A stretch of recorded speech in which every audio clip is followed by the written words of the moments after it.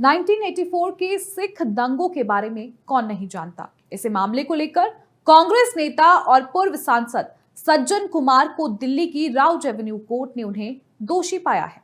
सज्जन सिंह पहले ही Delhi high court की तरफ से इन्हीं दंगों से जुड़े एक मामले में उम्र कैद की सजा पा चुके हैं। ऐसे में निचली अदालत की तरफ से एक और मामले में दोषी पाए जाने के बाद सिख दंगों में उनकी बड़ी भूमिका को लेकर चर्चा शुरू हो गई है।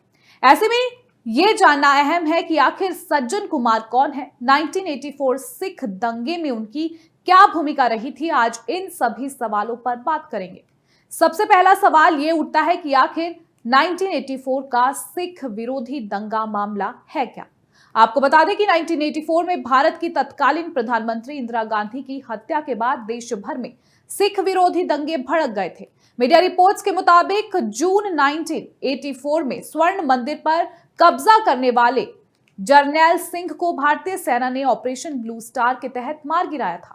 जरनैल सिंह के साथ उनके कई साथी भी मारे गए थे। इस अभियान को मंजूरी देने वाली पीएम इंदिरा गांधी ही मानी जाती है। सिखों के सबसे बड़े धर्मस्थल स्वर्ण मंदिर में हमले को लेकर कई लोगों की भावनाएं आहत हुई थी। मीडिया रिपोर्ट्स के मुताबिक 31 अक्टूबर 1984 को ऑपरेशन ब्लू स्टार के बाद प्रधानमंत्री इंदिरा गांधी की उनके दो सिख अंगरक्षकों ने ही गोली मारकर हत्या कर दी थी। इस घटना के बाद देश भर में सिख विरोधी दंगे भड़क गए थे। माना जाता है कि इन दंगों में 3000 से 5000 लोगों की मौत हो गई थी। अकेले दिल्ली में करीब 2000 से ज्यादा लोग मारे गए थे। अब इस घटना के लगभग 41 साल बीतने के बाद सज्जन कुमार को एक और मामले में सजा हुई है। वहीं कांग्रेस के एक और नेता जगदीश टाइटलर पर भी केस चल रहे हैं। इसके अलावा कांग्रेस नेता एचकेएल भगत और कमलनाथ भी सिख दंगों से जुड़े मामलों में आरोपी रह चुके हैं। अब अगला सवाल यह है कि आखिर सिख दंगों में सज्जन की क्या भूमिका रही थी। सज्जन कुमार का नाम दिल्ली में सिखों के खिलाफ दंगों को भड़काने में आता है, खासकर दिल्ली के सुल्तानपुरी, कैंट और पालम कॉलोनी जैसे इलाकों में।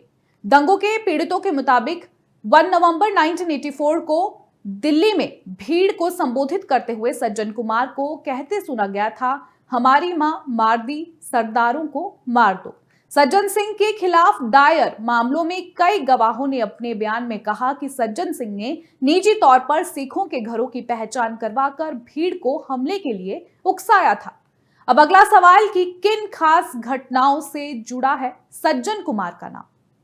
सज्जन कुमार का नाम 31 अक्टूबर 1984 को हुए दंगों में आता है। इस दौरान उन्होंने दिल्ली कैंट क्षेत्र में भीड़ को उकसाया था। इस भीड़ ने कई घरों में आगजनी की घटना को अंजाम दिया।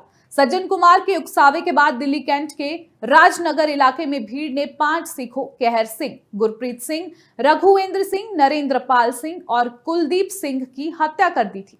अब अगला सवाल, कैसे कानूनी कार्रवाई, दोषी किस किस मामले में पाए गए। सज्जन कुमार के खिलाफ कई अहम तथ्य और सबूत मौजूद होने के बावजूद उनके खिलाफ किसी भी मामले में आरोप तय नहीं किए जा सके। 2002 में सिख दंगे से जुड़े एक मामले में दिल्ली की एक निचली अदालत ने उन्हें बरी कर दिया। 2005 में सीबीआई ने जीडी नानावटी कमीशन की रिपोर्ट के आधार पर सज्जन कुमार के खिलाफ नया केस दर्ज किया। 2010 में इस मामले पर दिल्ली की कड़कड़डुमा अदालत में सुनवाई हुई। इस मामले में बलवान खोखर, महेंद्र यादव, महासिंह समेत कई और को आरोपी बनाया गया। 2013 में कोर्ट ने सज्जन कुमार को बरी कर दिया। हालांकि मामले में 5 लोगों को दोषी करार दिया गया और सजा सुनाई गई। इस घटना के बाद पीड़ित पक्ष में जबरदस्त गुस्सा था। एक प्रदर्शनकारी ने मामले की सुनवाई कर रहे जज की तरफ जो है जूता तक उछाल दिया था। दिल्ली हाईकोर्ट ने इस मामले को तब उठाया जब जगदीश कौर नाम की एक पीड़ित और गवाह ने सीबीआई के साथ सज्जन कुमार के खिलाफ केस दायर किया। अब अगला सवाल, आखिर किस मामले में दोषी पाए गए सज्जन कुमार। आपको बता दें, सज्जन कुमार को अब 1984 सिख दंगे से जुड़े एक और मामले में दोषी करार दिया गया है। यह मामला 1 नवंबर 1984 को दिल्ली के सरस्वती विहार में भीड़ को भड़काने से जुड़ा है, जिसमें जसवंत सिंह और उनके बेटे तरुणदीप सिंह की हत्या हुई थी। इस मामले में अभियोजन पक्ष ने कहा था कि सज्जन कुमार ने भीड़ को उकसाकर बड़े स्तर पर सिखों के घरों, दुकानों पर लूट और आगजनी करवाई।